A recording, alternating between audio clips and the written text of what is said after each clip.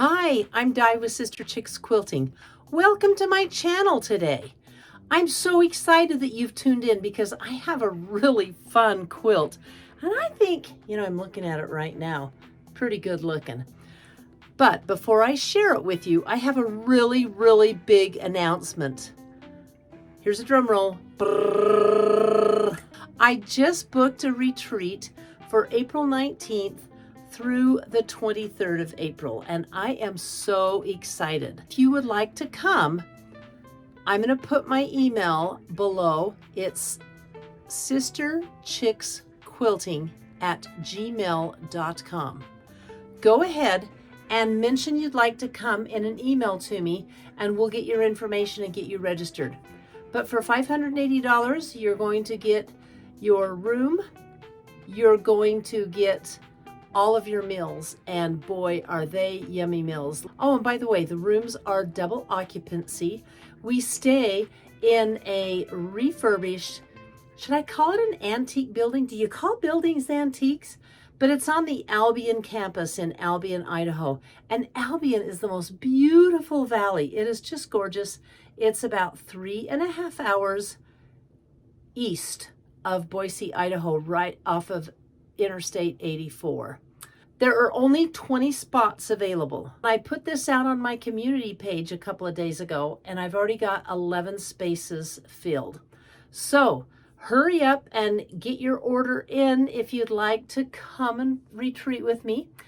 And again, email me at sisterchicksquilting@gmail.com. And where will the address be? Do you guys know? Do you remember? Right below in the comments, okay? Let's get busy with today's quilt.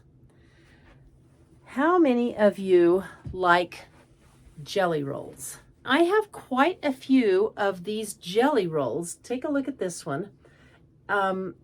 This one I curated myself. It's rather primitive batiks, and I have them left over from when I used to have a store that I sold, but I don't have that store anymore. But these are some of the jelly roll strips. You guys know how jelly roll strips work, right? You put 3 together. So the first thing you do, by the way, this jelly roll has 42 strips in it. And I've gone ahead and matched up the jelly rolls by value, light and dark, or in this case, because you know what, looking at them, they're all pretty dang bold. I did a lot of complementary colors. I'm going to take you to my machine and I'm going to show you how I make this block, and then I'll show you the quilt in a second.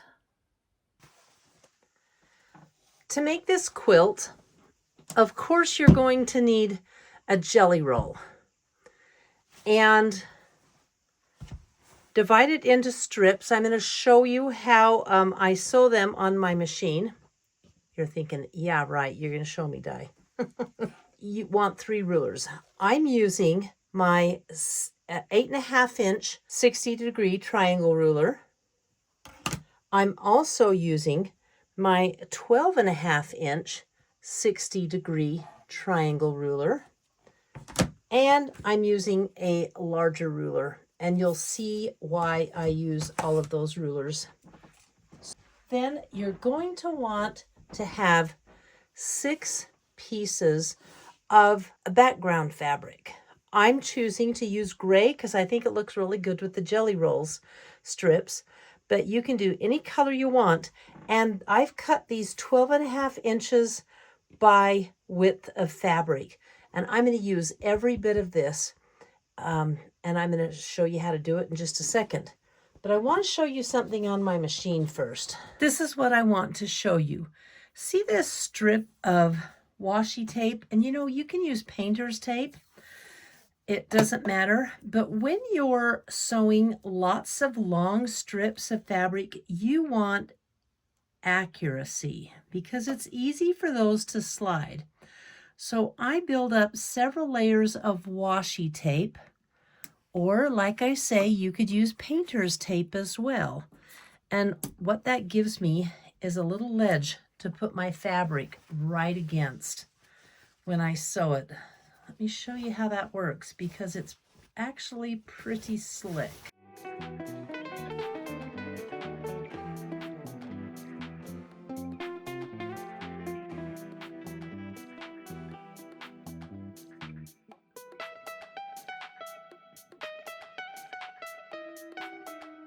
Next you have your block, and you iron your block so the seams are all going the same way. It doesn't matter if they're going this way or that way, just as long as they're all going the same way. Using my 8.5-inch ruler, I'm going to set it right on there, lining up the edge of the ruler with what I'm also going to do is line up these lines with the seam lines a little bit, not putting them exactly on them, but using them as even as I can.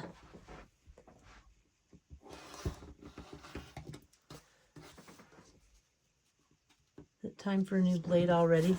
So there's my first block. Then I'm going to flip my ruler and put it up to the edge. Lines up pretty good, and cut my second triangle. I'm calling them blocks, but they're really triangles. Continue doing this until the whole strip is cut. You're going to get 10 triangles out of a strip. Then you get to put together the next block. This is the block that we're going to put together next. See, it's 1, 2, 3, 4 of these triangles. The next thing, now that you've made all of your large triangles, is some background fabric. And I've chosen this gray. I think it looks really good with my blocks. Very neutral. And I'm going to square it up. So I've laid the back end of it. By the way, I cut this at 12.5 inches wide, and I don't want to take more than a 1/2 inch off of this measurement here.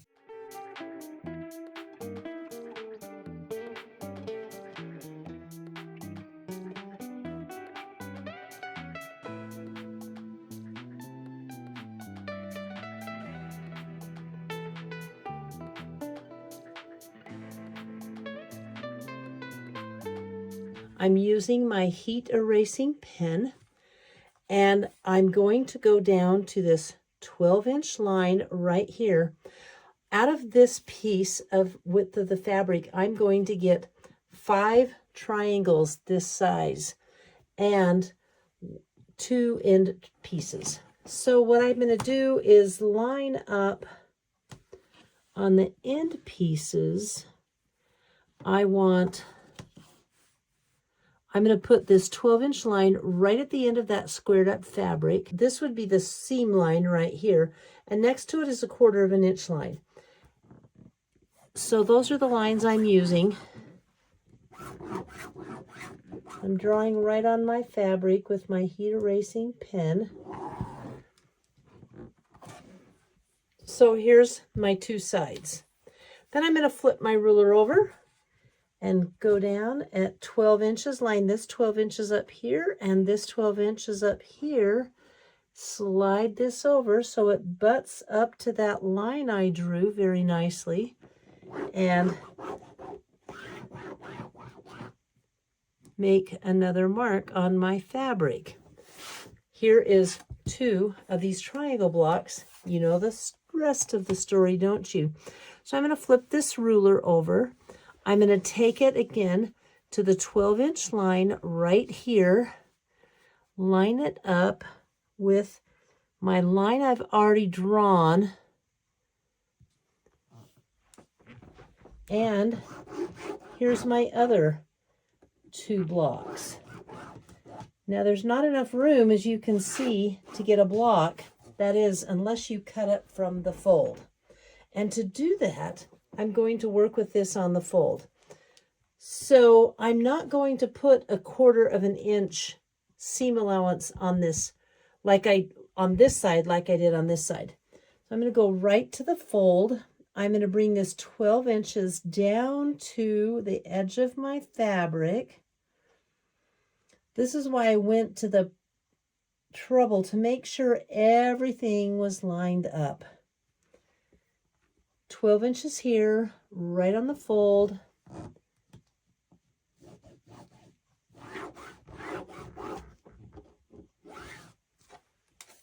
Cool, huh? Can you see how I did that? Now I bring in my straight ruler and whack it up.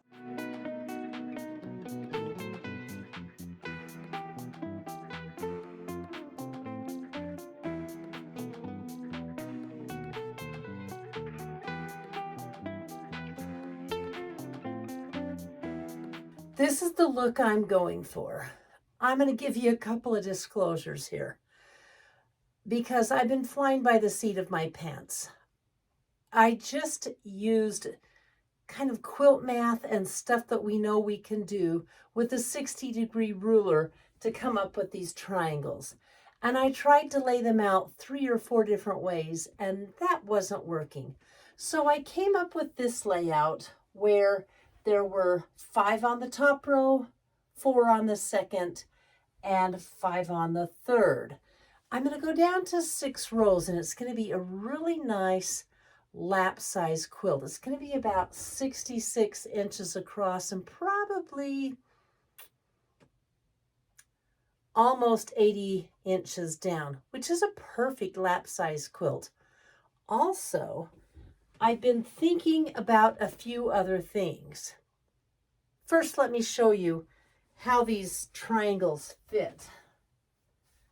So when you're doing a row that has 4 batik triangles in it, you're going to have to put a triangle on the end.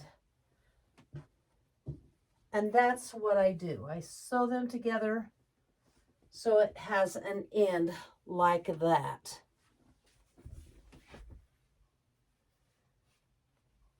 Now I'm going to give you a couple of disclaimers here.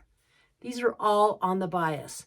So be patient, use pins if you have to, and let your feed dogs do the work. Don't try and stretch or pull. If you cut these triangles out like I showed you, using the 12-inch line, they're going to fit with these quite perfectly.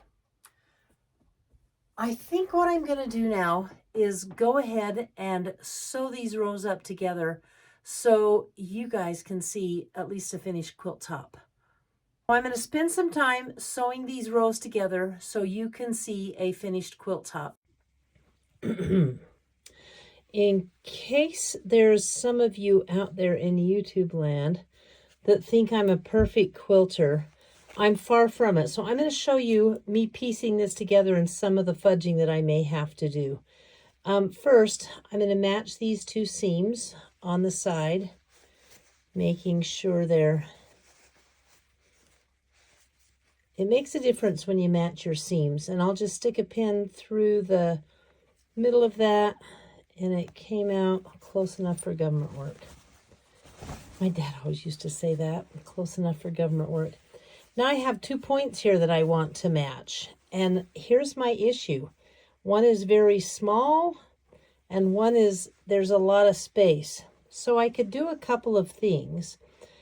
I can go to the machine and re-sew these a little bit deeper. Let's see what the rest of my seams are. That one looks like I've got some fabric to work with. I have fabric to work with there. Fabric to work with there to match. You know what I'm going to do? I want just a little bit more depth from this point to the end. So I'm going to take this to I'm going to unpick from here to here and maybe see if I can get another 1/8 of an inch. You don't want to see me unpick though. Well, I've unpicked and ironed these seams flat, and I left the thread on so you could see.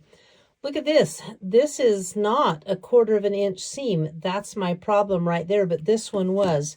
So I'm going to redo that one piece, and I'm going to, instead of having my fabric like that, I'm going to make sure my edges meet. For this, I will definitely use pins. And I'm going to sew enough so that that seam has got the proper point on it. So the first thing I'm going to do is sew this. Can you see the seam on that now? There's actually some seam line to work with. Let me get rid of some of these threads so I don't have to pick them out when I quilt it. And then I'll iron it flat. Actually, one other thing that you might as well know now, on this quilt, I've been ironing the seams open. On triangles, let's see, there you go.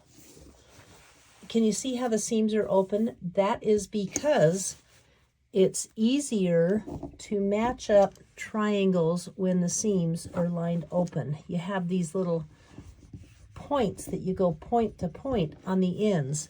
And when they're folded to one side, if this were folded to this side, well, it would still be there, but I just find it easier. So I didn't mind doing that on this quilt.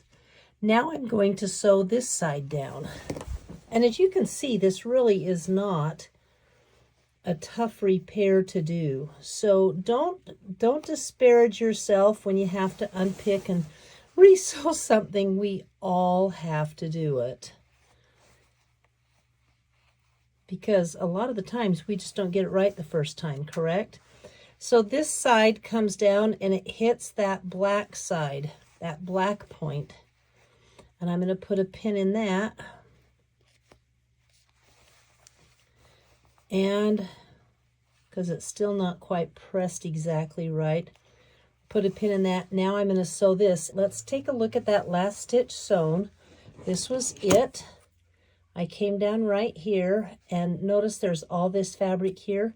Let's see what happens when I open it up. Oh, dude, I have a lot more fabric to work with. In fact, I almost have a full 1/4 of an inch from this point to here. And that, my friends, is how you get a perfect point. You have to work at them. They just don't come free, darn it. And this is how you find a point when you pin it together. That's where it is. It's hard to see because the black has a dot on it right at the center, but this is the top of the point. So I'm going to stick a pin in it like that. And then I'm going to come through to this side and I want my points to match. So I'm going to stick a pin in that point. Now, could I stick it up here? Yes, but I'd have a space and I don't have any spaces between points on this quilt. So let me get my fabric so it doesn't fall off the table. All right, so I have these 2 points. I just kind of smushed them together. Now, what I'm going to do is use another pin to be on the side of this pin where it's holding it together. And I'll put a 3rd pin in right next to this pin. You know why I just didn't flip this pin over and stick it in? Because the fabric could twist, and I can actually take this one out. And when I sew, I'll come along this line here and go right there, and that is held in place. So those points are pinned. I'm pinning this onto the first row, and my first and second rows weren't perfect as when I was cutting out the big gray triangles. Then I come back to this one. And this one, I want to make sure that that it fits from side to side. So I'll just stick a pin in here, and it's looking good. And that's how I do it all the way down the quilt. There's an issue, and this is the issue. Can you see it? There is more gray than there is of the colored part. So a couple of things we could do here. We could stretch the heck out of it, but I don't like to do that. I want to ease it in a little bit. So I'm going to bring it so there's about that much left on that side. Okay, we're going to have to slide it down a little bit here. So the bulk, this bulk here and here, is just about the same on both sides. So did you see how I did that in the center? I just kind of put it down and stuck a pin in it. Then I find that turning the fabric and playing with it a little bit, There's a little bulk there. There's very little there. So we're going to switch it over. I just keep playing with it and using a lot of pin. I'm going to bend it around my thumb to find the center. And then as you bend it around your thumb, it gently finds the center and stretches that back over. And then here's my final tip on this. See how it looks on the other side? Just a little gathery, but it's not going to look that way when we sew it. When you sew something like this, you always put the eased or the loose side or the extra fabric side down. You always put it down on your presser foot and sew from this side. It just kind of catches everything and evens it all out in the mix. I'm going to do something here. You know how people have all those box openings and you get to see what they got shipped in their boxes? Well, I'm not going to do that. I'm going to do a live seam opening in front of you and look at every one of these points and let's see how good I did. So the first one is right here. Okay, a little high. The second one, ready? Da, da, da, da, da. I'd say spot on, nailed it. And once these are ironed, they'll look a lot better. Here's the third one. Oh, spot on, baby. And here is that seam that I eased in. This is all going to press right out, okay? But look at this, the last point. Ta-da! Nailed it. So that's what you get when you pay attention to points. I'm going to go iron this, and we're going to do a ta-da on my final quilt, and I'll give you a few things that I learned along the way. Here it is. Ta-da! I'm so excited to have this quilt done. I love the look of it. I can't stop looking at it, you guys. Looking at it here, looking at it there. Anyway, it was a fun pattern to do. When I shoot from the hip and just start sewing and think, oh, I'm going to make something with this and I don't know what I'm going to do it, but I'm going to film it and I'm going to put it out there. It's a little stressful, okay? But I love how it turned out. The size measures 65 wide by 69 inches long. I don't like those measurements. I'm going to make a row of 5 more across the bottom because when this quilt is finished, then it will have another 12 inches, and I'm not going to attempt to add those numbers up while I'm making a video. You'll know that I'm an idiot. If you like my videos, you guys know what to do. You know it all. And you know how to contact me if you want to come to my quilt retreat. Again, my quilt retreat is the 19th through the 23rd of April. It is going to be so much fun. If you don't believe me, just ask somebody who's been before. And guess what? I've been, and it's a blast. So I hope you're able to join me next week. I want to tell you what's going on next week. No, I can't. You are going to really enjoy next week's video. I can't wait to see you then. Thanks for tuning in. Bye.